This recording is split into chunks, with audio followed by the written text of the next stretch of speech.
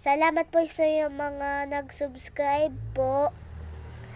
Tsaka, okay na po, wag na po kayo mag-subscribe sa akin.